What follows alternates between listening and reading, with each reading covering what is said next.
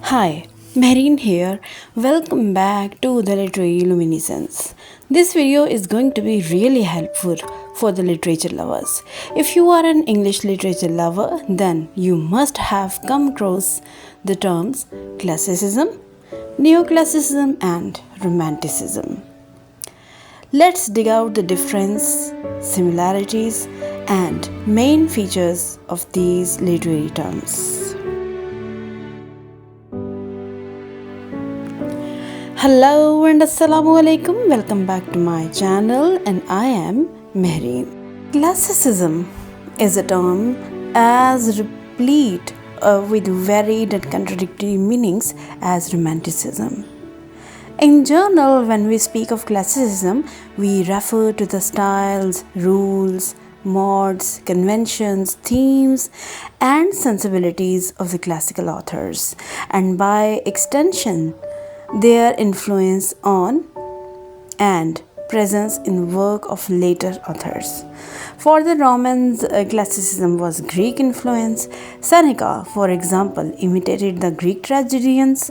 Virgil was much influenced by Homer.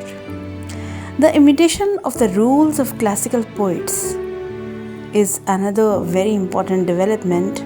Classicism was strongest in France in the 17th and 18th century, but it was also very strong in England. The major English authors to follow classical rules and modes were Ben Jonson, Dryden, Pope, Swift, Addison, and Dr. Johnson.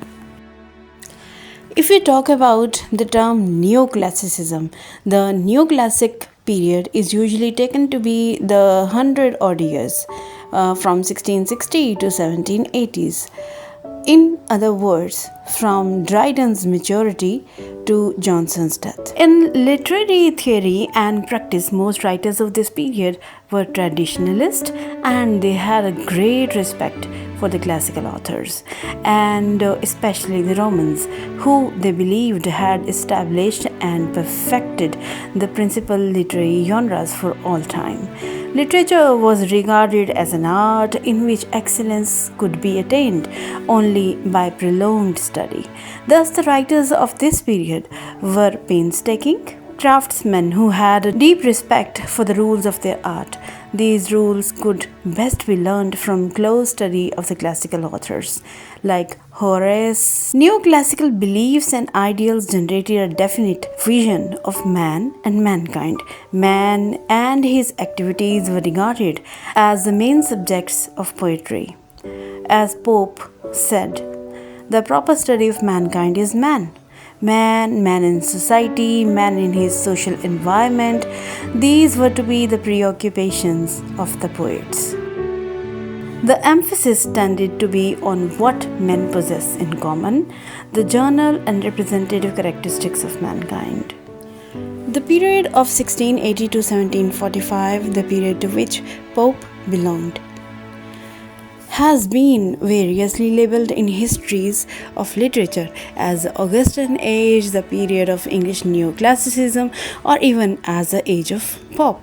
It is called Augustan because its writers sincerely believed that they were trying to bring about the highest refinement of their national literature, which had characterized the writings of Latin poets during the reign of Augustus in Rome. Since this highest refinement was consciously modeled on ancient Greek and Roman literature or on the rules derived from it, the period is also called classical, neoclassical, or pseudo-classical, depending on what the particular literary historian thinks of this age. The neoclassical writers laid emphasis on harmony, order, and understanding. The excessive enthusiasm, feeling, and emotion of the preceding century were replaced by a new emphasis on reason, wit, and call to follow nature. The principal neoclassical concern was to understand and express the living reality which the writer observed and which was common to all human beings. It was here that wit played an important role, and this very wit is very much obvious in Alexander Pope's work.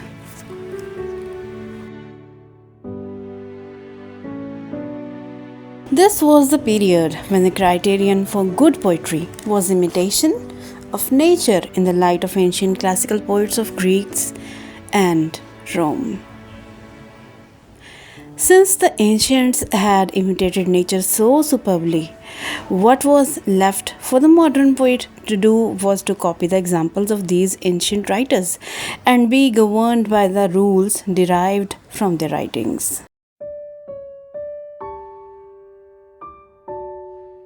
So, these writers laid great stress on decorum and restrained poetry.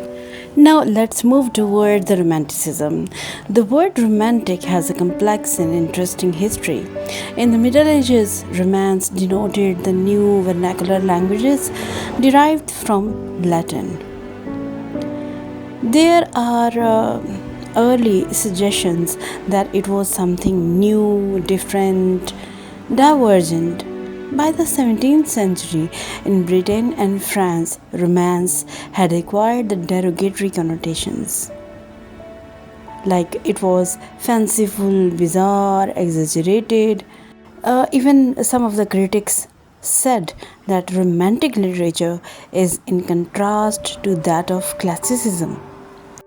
Classicism is an attempt to express infinite ideas and feelings in a finite form, and Romanticism as an attempt to express a kind of universal poetry in the creation of which the poet made his own laws.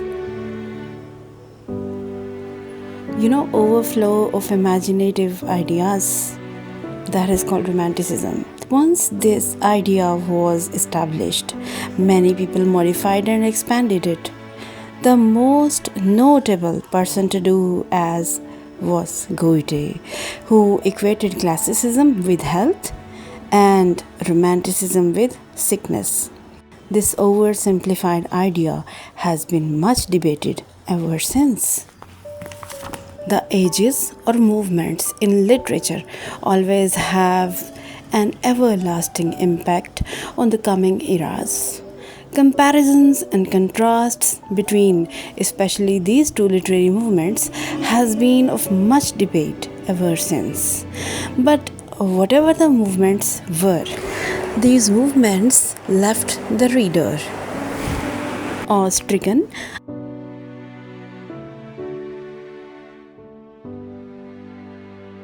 I have tried my level best to make Romanticism and Classicism easy for the students so that they may enjoy themselves being with Alexander Pope's age or find themselves having a long walk in Lake District with Coleridge and Wordsworth. If you find my words helpful, then please share it to spread knowledge.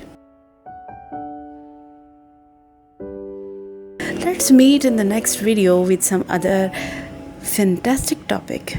Till then, wait for my videos, keep sharing my channel, and thanks for being with Mehreen for such a long time.